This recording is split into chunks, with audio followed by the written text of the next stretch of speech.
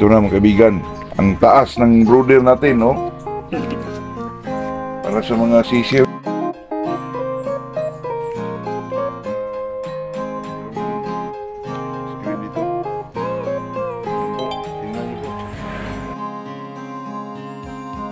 Tatlo siguro ito, mga hatiin natin ng tatlo po para tatlo ang brooder natin mga kaibigan. Yan.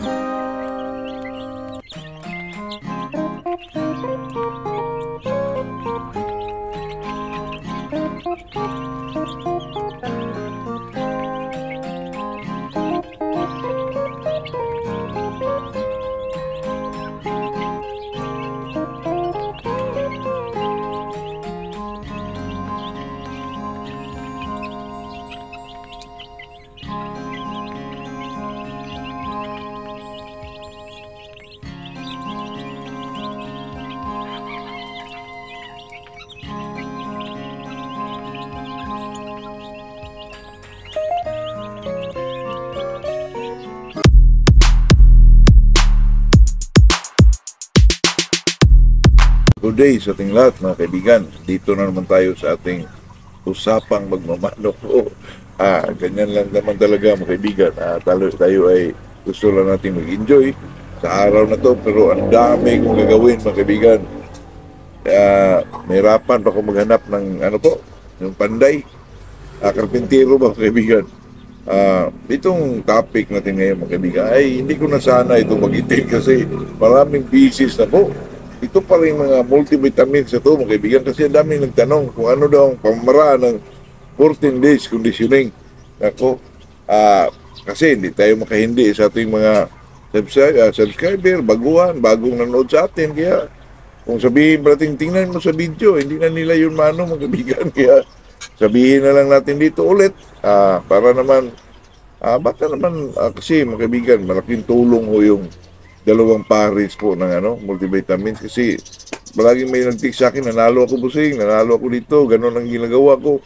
Kaya talagang totoo yun, ay yun naman talaga ang gamit ko at saka napaka-epektibo po. Bago tayo mag-umpisa ay sakupin ko muna ito si Jamil Sulaiman po, yung kaibigan natin na taga doon sa Jinsan ba to? Sabi niya na content ko daw yung pagkakaiba ng yung ulutan at saka yung derby po. Hindi ko na lang yun i-content dito, ko na lang sagutin kasi talagang malaking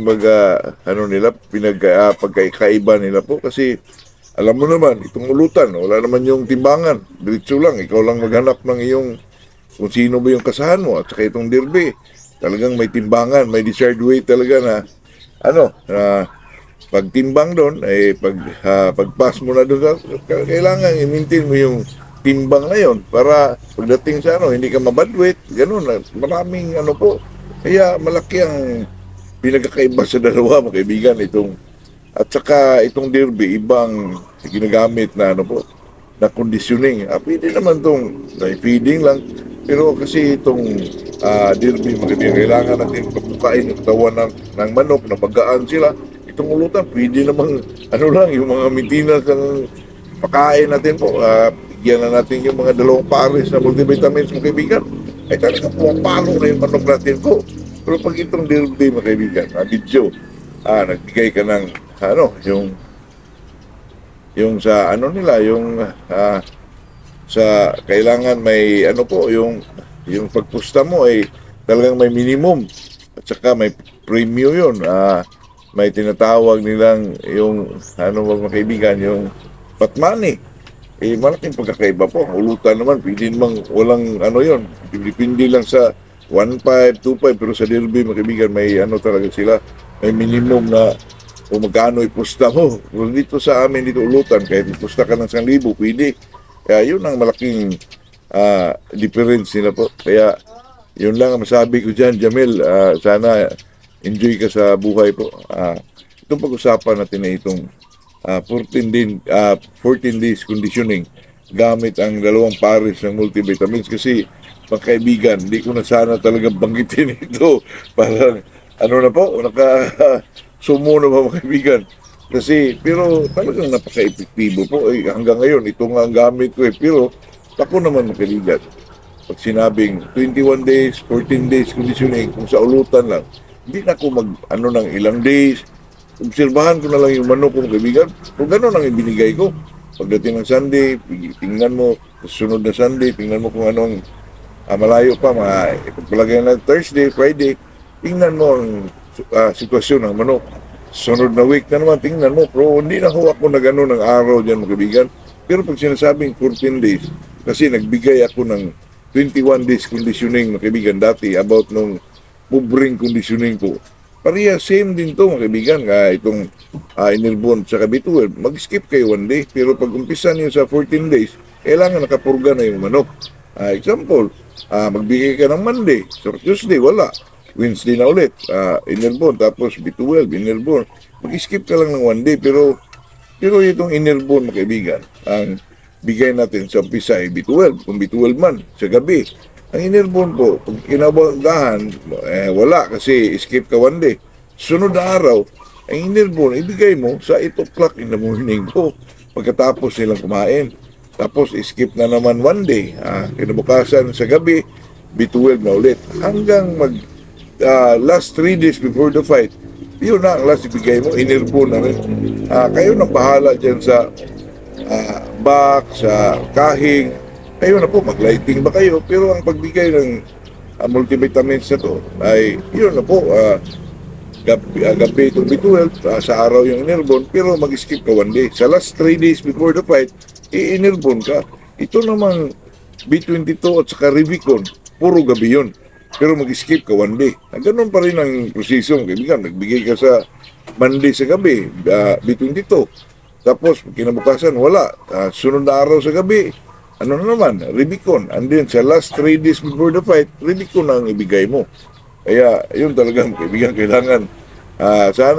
Sana ay mapanood nyo ito para ano na po. Kasi, ako mga kaibigan, ayaw ko na sana itong iano pa kasi ano na po, ilang pieces ko na itong.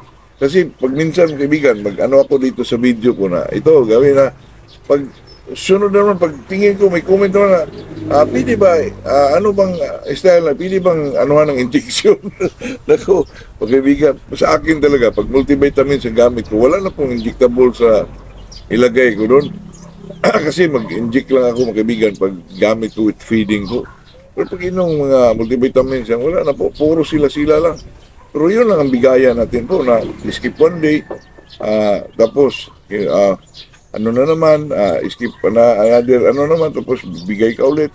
Ang estilo kasi dito mga kaibigan, kasi pag ano ko na itong video na to, ang sabi na naman mga kaibigan, ano ba ito Busing, hindi ko maintindihan kasi, ano ba yung skip one day? Kasi ito napaka-the best example ito mga kaibigan, bigay ka ng Monday, sa Tuesday wala, si Wednesday na naman, bigay ka, tapos pagka Thursday, wala. Friday, bigay na naman. Yun ang tinatawag, mga kaibigan. Mag-skip ka ng isang araw bago ka ulit magbigay po. Kasi mga kaibigan, pag-upload ko na naman dito, mga kaibigan, sabihin na naman, ano ba yung una? B12 o inilbon? Depende na yun sa iyo, mga kaibigan, kung anong iuna mo. Pwede naman, B12 bang iuna mo? Basta kaya ang last bigay mo sa last 3 days ay inilbon talaga yun. Kung itong B12 at saka inilbon. Pero pag ginagamit mo, B22, Revicon, ganun pa rin. Mag-skip pa rin ng isang araw po. Tapos sa last 3 days, Revicon ang bigay mo. Hindi na, kasi nga, ano ba, i-inject ka, hindi po, puro multivitamins lang ang gamit ko dyan, mga kaibigan. Kaya, ayaw naman dito talagang ayaw ko na sana itong bagitin, mga kaibigan, kasi hindi ako makahindi sa mga baguhan alam mo na, galing din ako dyan. At talagang nalilito din tayo kung paano. Kaya yun lang mga kaibigan, mag-skip lang ng isang araw po. Magbigay ng Monday, Tuesday wala, Wednesday bigay ulit, yun lang. Yun lang ang pinakasimple. Basta sa last 3 days mo nabigay, kung ano man yung gamit mo, inilbon ang last 3 days. Kung Revicon man, last 3 days, Revicon po. Yun lang po. Baka yung iba, ano lang mga kaibigan, nag-joke lang ba na, ano ba talaga Busing? 2 araw, ako ito talaga magiging last na ito, kaibigan, na talagang ginagawa ko lang ito kasi tayo naman dati, baguhan tayo. Siyempre, para naman ma-guide natin yung mga baguhan. Kasi pira din ang ano nitong kaibigan ang involved. Kailangan din kasi pag hindi mo alam, ma-overdose yung manok. Mawala na yung palo po. Yun lang po. Ganun lang ang bigay. Kahit anong estilo nyo. Skip lang 1 day, mga kaibigan. Yun lang. Wala nang iba po. Basta last 3 days lang ang bigay. Wala na talaga ibigay pagkatapos ng last 3 days po. Yun lang. Good morning sa ating lahat.